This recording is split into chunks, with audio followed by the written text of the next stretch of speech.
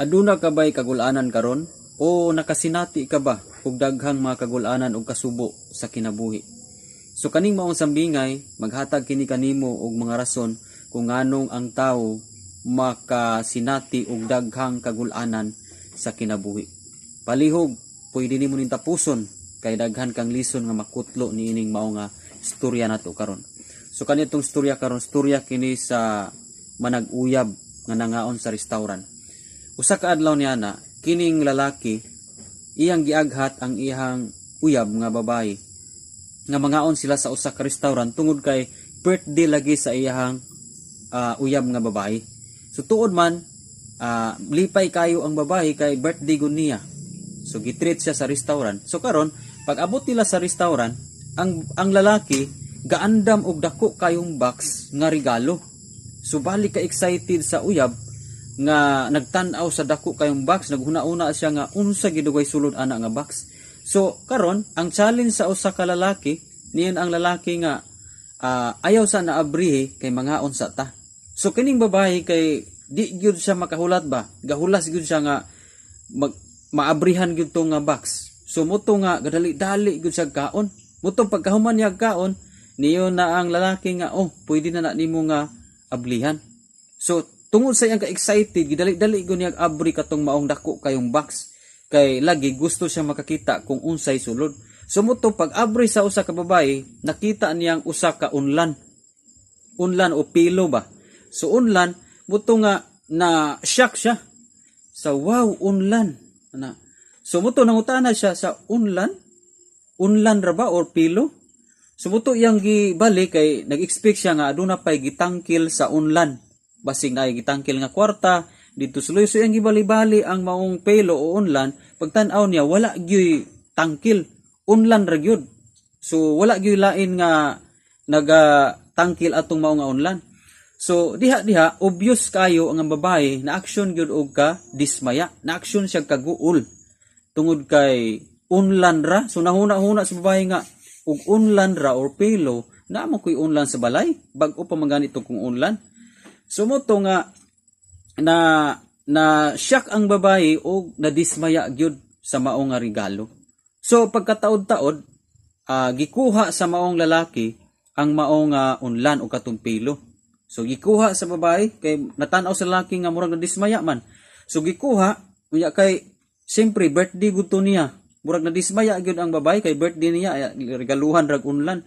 Moto nga gikuha sa lalaki, pagkuha sa lalaki gibutang diya sa salog ang unlan, unya ning luhod ang lalaki ug gikuha ang kamot sa babae ug niyon ang lalaki nga, "Will you marry me?" Sumuto nga paglingi sa babae imbis na dismaya to siya maayo, paglingi niya kay gikuptan na niyang kamot ug niingon ang lalaki nga, "Will you marry me?" So nalimtan sa babae ang regalo nga pilo or unlan. Kay nakita niya ug dako niyang kalipay tungod kay ang katuday gahatag sa unlan mo'y pinaka-importante niya. So muto nga nihalog siya o giingnan niya ang lalaki nga yes. So dito ni balik ang iyang kalipay. Kay so dinhi ra ta kutob mga kadyadisi sa atong sambingay karon. Ang lesson nga itong makuha nini nga sometimes ang tao magapokus kita sa mga material things. So sama sa unlan, material things ra to siya. Okay? Unya ang gahatag sa unlan sama sa atong buhi nga Dios. Okay? So, ang atong buhi nga Dios, siya ang tag-iya sa tanan nga mga butang ining kalibutan. Sa Hageo 2:8, okay, niyon sa diha nga ang tanang plata o bulawan at tanang bahandi ako ning tanan, o di ba? So siya ang tag-iya ning tanan. Pero wala ta tuguti nga mo-focus sa mga material nga mga butang. Nganuman, kay sa panahon nga mo-focus kita sa material nga mga butang sama sa usa ka babae, unsa may nahitabo sa kababay, nag-focus man siya sa regalo sa unlan, o di ba? Nadismaya siya ni action siya kasubo. Okay? So usa sa mga rason nganong daghang kasub-anan nga moabot sa tong kinabuhi tungod kay nag-focus kita sa mga material things nining kalibutana. Okay? Kung mo-focus ta sa mga material things nining kalibutana, makahatag kini og daghang kasub-anan sa atong kinabuhi. Pero kung atong fokusan ang nagkupot sa mga material things, ang naghatag sa mga butang sa atong kinabuhi nga mao ang atong buhi nga Dios, kung didto ta mo focus, no? Makaangkon gyud ka og tinud anay nga kalipay og refreshment sa ato ang kinabuhi. Tanawa ang mga babae, di ba? Sa dihang pag-ingon sa lalaki nga, will you marry me? Nalimtan niya ang pelo og nibalik ang iyang kalipay og niyon sang yes. Grabe ang refreshment nga nahitabo sa iya. Inana pud ang mahitabo sa usa ka tawo nga adunay pag-focus diha sa Ginoo. Okay? So it's normal nga nanginahanglan pud tag mga material things, okay? So wala na nagpasabot nga dili na pud ta maningkamot, dili na pud ta manginahanglan og kwarta o mga bahandi o material things. So wala na isa nagpasabot diha. Kundili dapat aduna kitay dako nga pagtagad sa atong buhi nga Dios. Kung nangita tag mga material things o mga bahandi o kaning pangwarta sa kinabuhi, so dili dapat ang atong tanang time mahurot diha. Kay nganuman, kung atong time mahurot diha ta nag-focus tanan, ang mahitabo sa tua makaani kitag daghang kasub-anan sa kinabuhi. Do na bay prove ana nga verse sa Biblia? Yes. Matud pa sa 1 Timothy chapter 6 verse 10. Yun sa diri ha. Unang Timoteo 16 yun siya. Kay ang pagkamahigugmaon sa salapi maoy tinubdan sa tanang pagkadautan, may mga tawo nga tungod sa kadako sa ilang tinguha nga masapian, nahimulag hinuon sa pagtuo og nahiagom sa daghang mga kagulanan. O di ba? So klaro kayo nga may mga tawo daw nga tungod sa kadako sa ilang tinguha nga masapian. O di ba? So material things para makasapi. O di ba? So unsa diri nahimulag hinuon sa pagtuo, so nalayo hinuon sa pagtuo diya sa Ginoo sa pagsimba, pagpangalagad sa Ginoo, nalayo hinuon siya.